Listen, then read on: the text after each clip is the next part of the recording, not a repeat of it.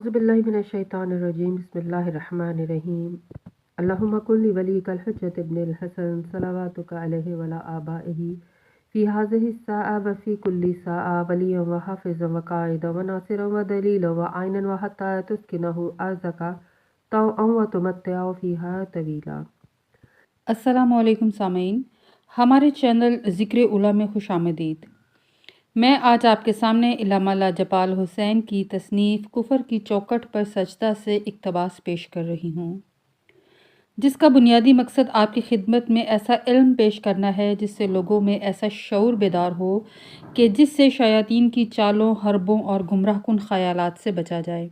अगर आप इस किताब का मुकम्मल मुताला करना चाहते हैं तो इस किताब की PDF को हमारी वेबसाइट www.idarakhatamulauliya.com से फ्री डाउनलोड कर सकते हैं। कुफर कब कल्ब में पैदा होता है? नूरे हुज्जत के सामने सरकशी का अंजाम क्या है? मोहब्बत का तकाजा क्या है? कसावत के क्या मायने हैं? दुश्मन अल्लाह कौन होता है? अमीर कायनात की पीछे बयान की गई बीबी उम्मे सलमा की रिवायत में चंद बातें अहम हैं। नंबर 1, बंदा मोमिन के लिए मार्फत बारी ताला है और फिर अताअत इलाही का इकरार। नंबर 2, मार्फत नबी और उनकी अताअत का इकरार। नंबर 3, अपने ज़माने के इमाम की मार्फत है और उसका इकरार। अब ये तो वो अहम अरकान मार्फत व अताअत के हैं जो ईमान की असल बुनियादें हैं, यानी ईमान इन्हीं का नाम है। अब सवाल ये पैदा होता है, कुफर कब कल्ब में पैदा होता है? तो इसका जवाब भी इसी हदीस में मिलता है। अव्वल ये है कि अल्लाह ने जिसको मना यानी तर्क करने का हुक्म दिया वो समझे अल्लाह ने हुक्म दिया है और उसी को अपना दीन करार दे। दोयम, गुमान है कि वो अल्लाह की इबादत कर रहा है जबकि शैतान की इबादत जारी है। अब यहाँ गौर करें, कुफर कैसे पैदा होता है कि बंदा अपने नफ्स को माबूद बनाकर अल्लाह के हुक्म को पसे पुश्त डालता है, फिर गुमराह हो जाता है।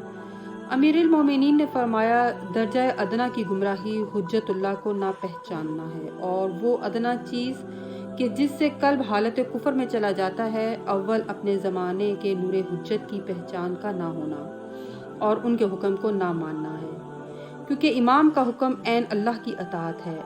हर ज़माने में जिसने भी नूरे हुज्जत के सामने सरकशी की वो काफिर हो गया, क्योंकि वजह कुफर इस बात पर दलालत करती है कि अल्लाह अपने नूर के हर हुक्म को कुल कायनात की मखलूक पर वाजिब करार देता है। आप तारीख़ करबला का मुताला कीजिए कि इमाम वक्त के आईने में अल्लाह की कुल तौहीद का अक्स मौजूद होता है। इमाम इलाही सिफ़ात व रूहुल कुदस से कुलिया का मालिक होता है। इसीलिए जब इमाम आली मुकाम ने मदीने से सफ़र करबला जारी किया तो वो 6 माह की मुसाफत एक हकीकत, जांच और परख का कठिन मरहला मोमिनीन के लिए और अहले इस्लाम के लिए बन गया। यानी अब जो इमाम वक्त के हुक्म से किनारा कश होगा या नहीं मानेगा वो मंजिले असफलुस साफलीन में पहुंच जाएगा, क्योंकि गुमराही की वजह इमाम के सामने सरकशी और हुक्म का ना मानना। हदीस शरीफ में ये बताया गया है। अब देखिए कि जब मुस्लिम बिन अकील कूफे में तशरीफ़ लेकर गए और हज़ारों अफराद ने आपकी बैत की और बाद में मुनहरिफ हो गए, जब आपने नमाज के बाद पीछे पलट कर देखा तो सब अफराद मुंतशिर हो चुके थे। अकेला सफ़ीर हुसैन कूफे की गलियों में फिर रहा था। क्या वजह थी कि लोग आपका साथ छोड़ गए? अव्वल सफ़ीर हुसैन नियाबत ख़ास पर फाइज थे, लिहाजा वहाँ पर इमाम वक्त का हुक्म लेकर कूफे वालों के पास पहुँचे। इस हुक्म की अताअत ना करना या इमाम के सफ़ीर की नुसरत से दस्तकश होना ऐन जलालत गुमराही की शिनाख्त करवाता है। यानी बीना दिल एक भी ना था कि जो हकीकी मारिफत की शराब तहूर से सिराब हुआ हो। हज़ारों का मजमा और एक मोमिन नहीं, ये हालत है। क्या हम इसको हालत ईमानी कह सकते हैं? क्योंकि दुनिया में इंसान जब किसी से मोहब्बत करता है और उस पर कोई मुसीबत आ जाए तो सच्चा मुहिब उसकी मदद को पहुंचता है। जो वहाँ से फरार हो जाए वो अपने दावा मोहब्बत में सच्चा नहीं रहता। मोहब्बत तकाज़ाए नुसरत करती है और नुसरत साबित करती है कि बंदा मालिक का अताअत गुजार है।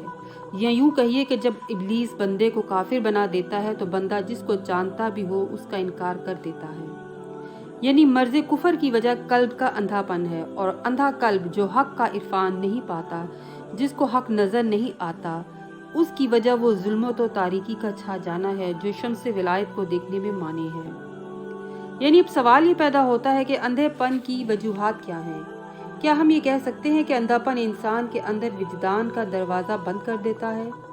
کیا ہم یہ کہہ سکتے ہیں کہ نور ضمیر زائل ہو جاتا ہے، تشخیص حق کی قوت زوال پذیر ہو جاتی ہے، انسانی عقل پیچھے رہ جاتی ہے اور جہالت غالب آ جاتی ہے، نفس لوامہ ملامت کرنا بند کر دیتا ہے اور نفس ہمارا حاکم بن کر جو حکم دیتا ہے وہی ماننا پڑتا ہے؟ ابلیس در صدر انسانی میں داخل ہو کر قلب کو سیاہ کر دیتا ہے۔ قرآن ایسے قلب کو کثافت کا نام دیتا ہے کہ جسے قلب کا ٹیڑھا پن کہتے ہیں۔ ٹیڑھا قلب حالت کفر کی نشانی ہے اور کفر کے ساتھ ایمان قیام نہیں کرتا، اور جہاں کفر آ جائے وہاں صراط مستقیم نظر نہیں آتا، تو پھر نفس تمام رذائل اخلاق کی پیداوار کے لیے موضوع ترین ہو جاتا ہے۔ ایسا نفس مکار، جھوٹ، بدی، گناہان کبیرہ و صغیرہ، حسد، تکبر، نفاق اور شکی ہو جاتا ہے۔ جو ایسے نفس کا مالک ہو اسی کو دشمن اللہ کہتے ہیں۔ اللہ کہتا ہے کہ اگر میرے پاس ایسا نفس لے کر آؤ گے تو میں جہنم میں قیام کراؤں گا۔ یعنی حسین کا مقابلہ ایسے ہی زمانے کے کل شریر و خبیث نفوس کے ساتھ تھا جو اپنی امارگی میں انتہا پر فائز تھے۔ اسی لیے کربلا کے میدان میں بار بار حجت کا تمام کرنا قیامت تک کے لیے اللہ کا صحیفہ ناطق ایک کسوٹی اور میزان قرار دے رہا تھا کہ جس کے دو پلڑے تھے، یعنی امام اللہ کا وہ میزان ہے کہ جس کے ذریعے اللہ کل مخلوقات کے لیے نفوس کو اور ان کے ایمان کو پرکھ اور تول لیتا ہے، یعنی حسین مجسم حقیقت میزان کا نام ہے۔ اب جو آپ کے سامنے آئے گا وہ کفر پر ڈٹا ہے، اور جو آپ کی نصرت کرے گا وہی صاحب ایمان ہے۔